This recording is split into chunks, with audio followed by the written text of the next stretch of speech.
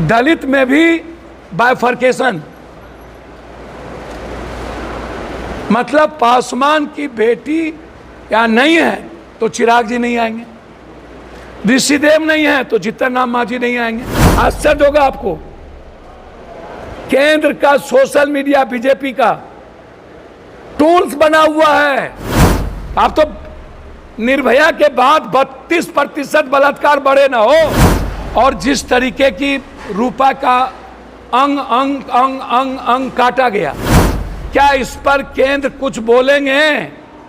BJP का media tools कुछ करेगा?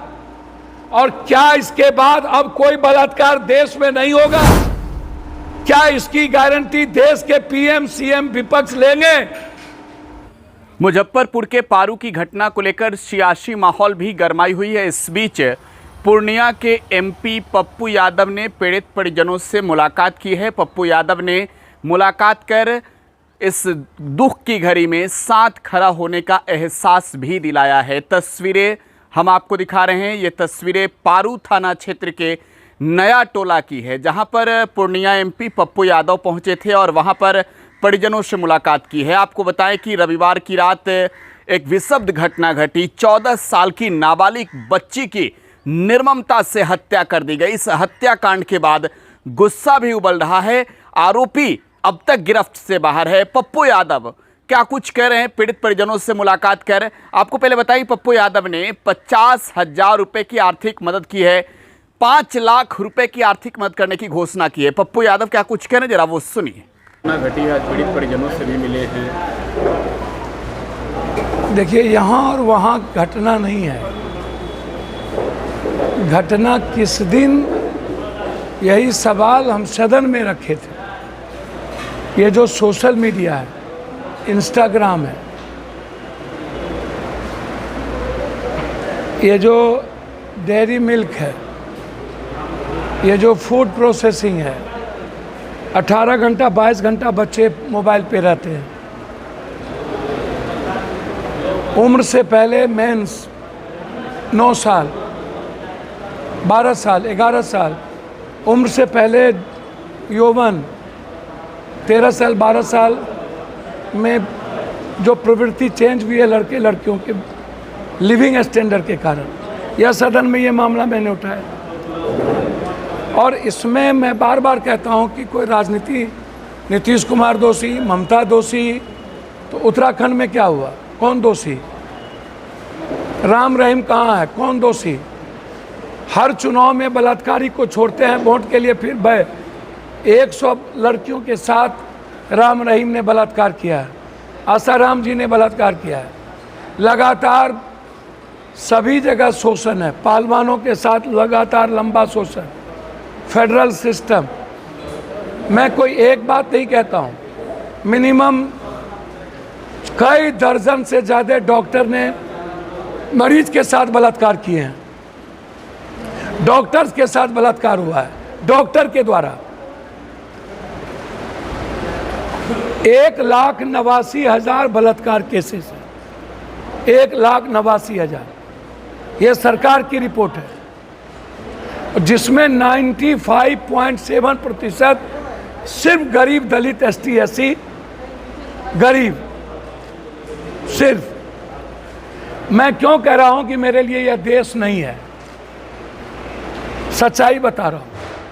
या मुझे लगता है कि राजनीति करनी चाहिए कि नहीं, या इस देश का हिस्सा रहना चाहिए कि नहीं। हमसे कई अरब गुना ज़्यादा अच्छा बांग्लादेश, इकोनॉमिकल पीस, हमारी बच्ची सुरक्षित, हमसे कई गुना ज़्यादा अच्छा पाकिस्तान, जहां बलात्कार को 1 मिनट प्रश्न नहीं दिया जाता। वो कट्टर हो सकता है, लेकिन बलात्कारियों के खिलाफ सख्त सजा है। लेकिन मेरे यहाँ अपराधियों को जाति के आधार पर मूल्यांकन किया जाता है, धर्म और मजहब के आधार पर मूल्यांकन किया जाता है। बिल्कुल बिल्कुल, आप इसको उठा के देखिए। अब जैसे ये बलात्कार हुए मुजफ्फरपुर, मोतिहारी में भी बलात्कार हुआ, मधुबनी में भी बलात्कार हुआ। सवाल संजय यादव का नहीं है, सवाल अभिषेक यादव का नहीं है, सवाल अपराधी का है। इसमें ना तो कोई जादव आता है, ना राजपूत आता है, ना ब्राह्मण, ना भूमिहार, ना कोई। एक व्यक्ति के चलते समाज हाशिए पे चला जाता है, पप्पू यादव के कैरेक्टर के चलते। अब आप उठा के देखिए, मुझे नहीं पता ये दलित में कौन जाति थी, है मैंने नहीं किसी से पूछा, लेकिन यदि हमारे भाई चिराग जी या जितन राम मांझी जी नहीं आए तो मुझको लगता है ये पासवान और ऋषिदेव नहीं होगा, ये चमार होगा। मुझको नहीं जानकारी, मुझको नहीं पता। यदि मायावती जी और चंद्रशेखर जी ने ही सिर्फ ट्वीट किया, अब आप हमको बताइए क्या पप्पू यादव को रहना चाहिए इस देश में? दलित में भी बाइफर्केशन, मतलब पासवान की बेटी या नहीं है तो चिराग जी नहीं आएंगे, ऋषिदेव नहीं है तो जितन राम मांझी नहीं आएंगे, राम नहीं है तो मायावती नहीं ट्वीट करेगी, यादव है तो तेजस्वी जी नहीं आएंगे। सत्ता पक्ष को राजनीति करनी है कलकत्ता में। कलकत्ता में हाईकोर्ट ने सीबीआई इंक्वायरी कर दी, ममता दीदी रोड पे चली गई, गिरफ्तार हो गए, फांसी की सजा की बात हो गई, लेकिन हड़ताल करके 14 आदमी को आपने मार दिया। ये 302 का मुकदमा डॉक्टर पे लगना चाहिए या नहीं? डॉक्टर किस रूल के तहत हॉस्पिटल में तोड़फोड़ कर रहा है? यदि कोई आम नागरिक अपने अधिकार के लिए सड़क पे जाता है तो 353 थाना में मार के बर्बाद कर देगा, लेकिन लगातार केंद्र के द्वारा डॉक्टर को उस्काया जा रहा है।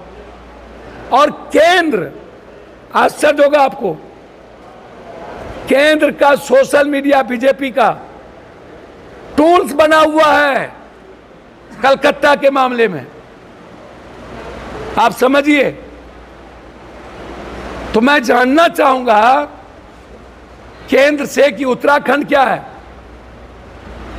तब तो लोग आपको भी बोलेंगे बिहार में कि आपकी डबल इंजन की सरकार है, आपको फुर्सत नहीं हुई, आप दलितों का वोट लेना चाहते हैं, आप बेटियों का वोट लेना चाहते हैं।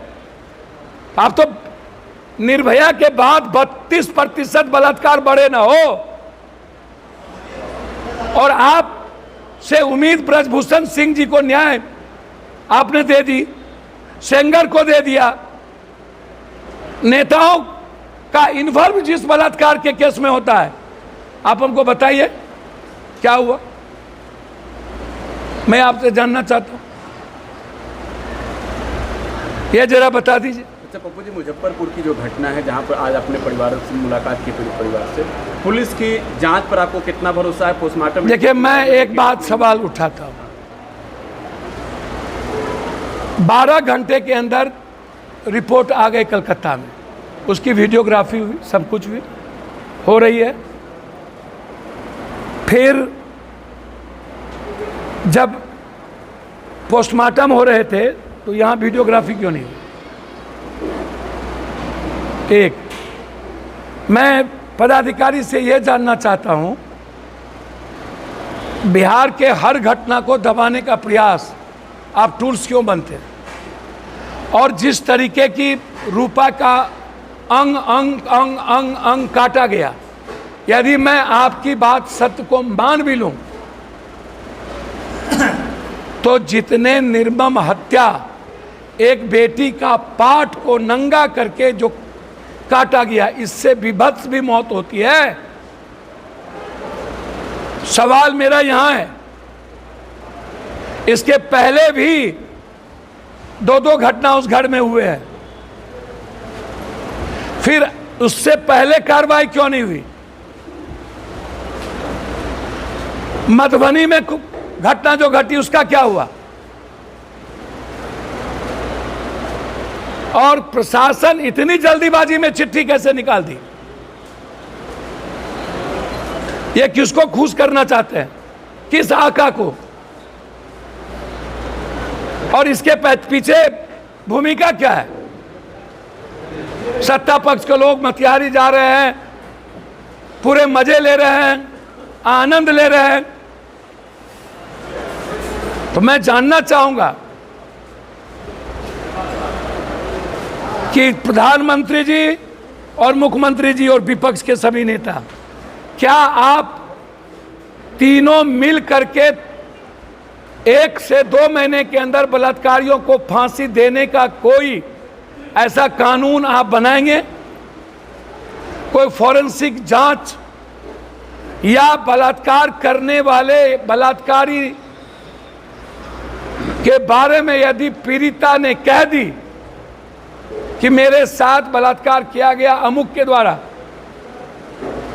और कोर्ट में क्या उसका बयान 5 सालों तक नहीं होगा? क्या 3 महीने के अंदर बलात्कार के केसेस को खत्म करने की कोई प्रावधान होगी कि कलकत्ता की मौत पर मेरा गुंडा तेरा गुंडा, मेरा गुंडा महात्मा गांधी, तेरा गुंडा गुंडा, तेरा बलात्कारी बलात्कारी, मेरा बलात्कारी सही नहीं। डॉक्टर जब किसी डॉक्टर की बेटी के साथ बलात्कार करे कोई दिक्कत नहीं, डॉक्टर के द्वारा जब किसी पेशेंट के साथ बलात्कार किया जाता हो, अस्पताल में मार दिए जाते हो, छेड़खानी की जाती हो, तब डॉक्टर साहब का ईमान कहां चला जाता है? और आज लगातार हड़ताल कर रहे हैं। तो मैं जानना चाहूंगा कि क्या कलकत्ता के बलात्कार की घटना के बाद जो उत्तराखंड की बलात्कार हुई और मुजफ्फरपुर का, क्या इस पर केंद्र कुछ बोलेंगे? बीजेपी का मीडिया टूल्स कुछ करेगा? और क्या इसके बाद अब कोई बलात्कार देश में नहीं होगा? क्या इसकी गारंटी देश के पीएम सीएम विपक्ष लेंगे? और क्या गवाही सुरक्षित होगी? मेरा सीधा सवाल। मुजफ्फरपुर पुलिस के जांच पर भरोसा है या फिर आप? सवाल ही नहीं उठता। इसीलिए मैंने उस परिवार को 5 लाख रुपए की बोला है। अभी 50,000 रुपया उस परिवार को मैंने मदद की, और मैंने सीधा कहा अपराधी कोई भी हो उसकी फांसी की सजा हो, और इसके बाद बलात्कार या किसी भी जाति धर्म के मजहब के बेटियों के साथ कोई छेड़खानी बलात्कार नहीं होगी। इसको सुरक्षित किया जाए। और सुरक्षा का मतलब सिर्फ डॉक्टर नहीं होता। डॉक्टर से तो कोई लोग सुरक्षित 12 दिनों से नहीं है। सुरक्षा का मतलब है गरीब और आम आदमी की सुरक्षा। आम आदमी की सुरक्षा इस देश के कानून के द्वारा कब होगी? मेरा सवाल यहां। और कोई भरोसा भी मुजफ्फरपुर के प्रशासन पे नहीं है। विपक्ष बिहार में ये कह रहा है कि नीतीश कुमार की सरकार में जो है लॉ एंड ऑर्डर फेल है। सर, मैं विपक्ष के बारे में कुछ नहीं कहूंगा। आप मानते हैं अपराधियों को सत्ता का संरक्षण मिल रहा है? सर, जितने नेता हैं, एक महात्मा गांधी को भी टपे हुए नेता सब नया में आए हैं, महासदी के नेता सब आए हैं, अदानी अंबानी के पैसे से भी लोग नेता बनते हैं, और देश में पीएमए सीएम लोग बनाते हैं। न आज तक लाठी खाए, न किसी की 1 रुपया मदद की, और न ही संघर्ष का रास्ता देखा। हर आदमी चुनाव के समय यात्रा पर। अब विपक्ष के बारे में मैं कुछ नहीं कह सकता। मैं इतना ही कहूंगा, सच्चाई पर बात करनी चाहिए। अपराधी किसी जाति धर्म मजहब का नहीं होता है। अपराधी को हमेशा फांसी के अलावा दूसरी बात नहीं करनी चाहिए। और विपक्ष हो या सत्ता पक्ष, मैं किसी भी घटना में सिर्फ दोष नहीं दूंगा डायरेक्ट मुख्यमंत्री पीएम को। सब इसमें इन्वॉल्व है, सबकी सरकार थी। अब जैसे सिंगला का पुल कल टूट गया, ये सिंगला का टेंडर कब हुआ? तब तो विपक्ष भी थे। पुल का जो टेंडर हुआ तब तो विपक्ष भी थे। और सब 60-70% माफियाओं से और कंपनी से पैसा लेते हैं, तो पुल तो टूटेगी ना। एसपी सिंगला कंस्ट्रक्शन कंपनी पे कार्रवाई क्यों नहीं हो रही? सर 5 फॉर्म को वो प्रोडक्ट किए हुए हैं और लगभग बिहार में जितने बड़का ठेकेदार हैं, बीबी, बेटा, भाई, नानी, दादी, सबके नाम से फॉर्म बनाया हुआ है। और लगभग RWD, NHI, पुल निगम, PWD में काम सफेद पोस्ट नेता इन्वॉल्व है और पदाधिकारी, सेक्रेटरी, नेता का PC सीधा सेक्रेटरी के माध्यम से। तो जो पुल निगम के सेक्रेटरी थे, हैं, RWD, PWD के सेक्रेटरी हैं, वो सीधा इसमें इन्वॉल्व है, सीधा पैसा लेते हैं। तो सिंगला कंपनी की अभी तक ऑडिट नहीं हुई। उसके पहले 5 बार घटना घटी पटना से लेकर, और अभी तक इंक्वायरी नहीं हुई। तो सिंगला कंपनी के मालिक के खिलाफ FIR आज तक क्यों नहीं होता? और फिर बार बार उसी को पुल क्यों मिल जाता है? फिर टेंडर उसी को क्यों मिल जाता है? तो इसका सीधा मतलब है कि सरकार का सिस्टम और सरकार का मंत्री और सरकार के दल में रहने वाला माफिया इसमें इन्वॉल्व है। पूर्णिया MP पप्पू यादव को आप सुन रहे थे। पारू की घटना को लेकर पप्पू यादव ने सरकार सिस्टम पर सवाल खड़े किए हैं। साथ ही साथ पप्पू यादव ने कहा है कि आरोपियों को जल्द से जल्द दबोचकर फांसी की सजा दिलाई जाए। फिलहाल आप टुडे बिहार न्यूज के साथ बने रहें। धन्यवाद।